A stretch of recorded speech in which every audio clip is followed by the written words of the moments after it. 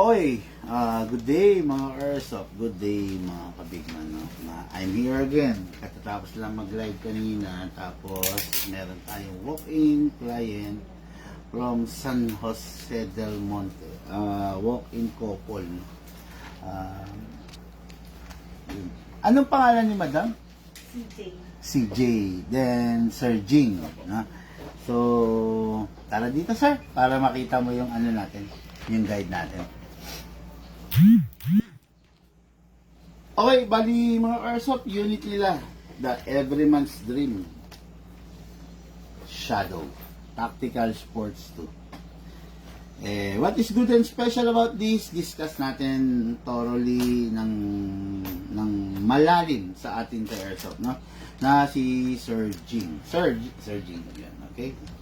So, ayun, hapon na sila dumating. Oras na lang review and unbox natin, no? Pero kinat ko muna para to give way sa kanila, no? Sir, unang-una, ang previous natin, ito papakita ko sa inyo. Previous natin, sir, tactical bag. Yung unit, paglabas mo rito, pag uwi mo, tuwing ibabiyahe mo or kailangang ibiyahe, kailangan na sa loob lagi ng bag. Gusto mo bang ibang color? May dark? Or okay na to? Okay na. Ayan. Lagi nasa bag, sir, ha? Hindi siya pwedeng, madam, pipigilan mo siya, ha? Hindi pwedeng isukpit sa baywang, hindi pwedeng ipatong sa dashboard or ilagay sa box ng motor ng bare unit. Okay? Kailangan nakabag para secure, nakakonceal. Okay? During the gun ban, iwasan na lang muna natin siyang i-travel para iwas aberya ba? Di ba?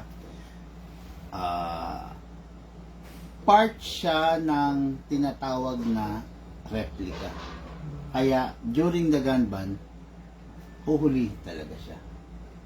Pero kung naglalaro during the gun ban, naglalaro ka dun sa private space mo or dun sa backyard mo or dun sa property mo, walang kaso yun. Kahit may dumaan na police, makita kang pak, nagbababaril ka, walang kaso yun. Okay? Yun lang, regarding sa gun ban. Yung tinatanong mo kanina, meron bang papers or any documentation na kailangan para dito? Wala, sir.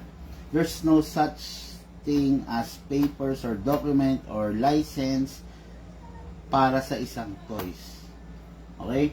Ang category kasi ng Airsoft is toys and gadgets. So, walang sa ngayon, okay? Sa ngayon, as of today, hindi mo kailangan mag-permit or documents para makapaghawak or makapag-may-ari ng Airsoft. Ito lang simpleng paliwanag dyan. E-bike, gumagamit ng kalsada. As of today, hindi pa rin nai-implement yung licensing or registration ng mga e-bike. Still, freely silang gumamit ng kalsada.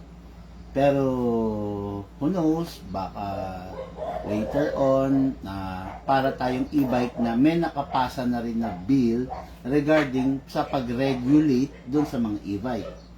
Sa atin, kung dadami yung mga irresponsible na player ng Airsoft, possible saklawan tayo ng gobyerno.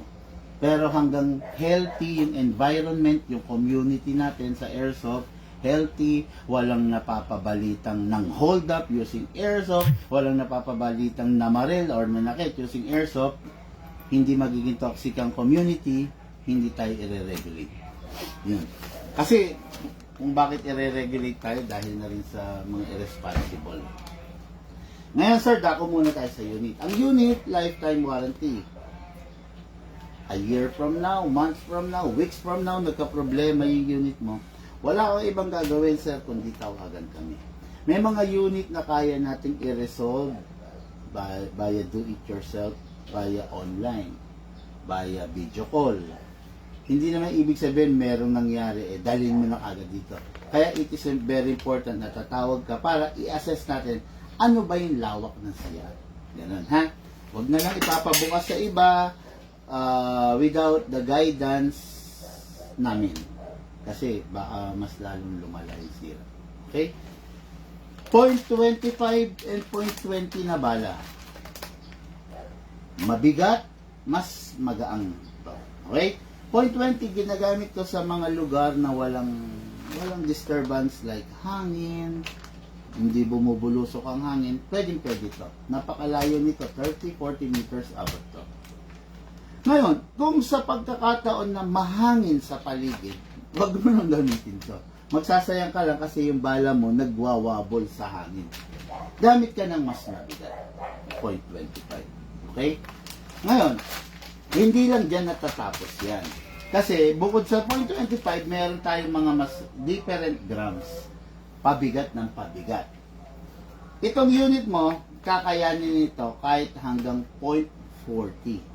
Dahil sa taglay, dahil sa upgrade na meron siya. Kakayanin niya yung 0.40. Okay? Pero for now, dahil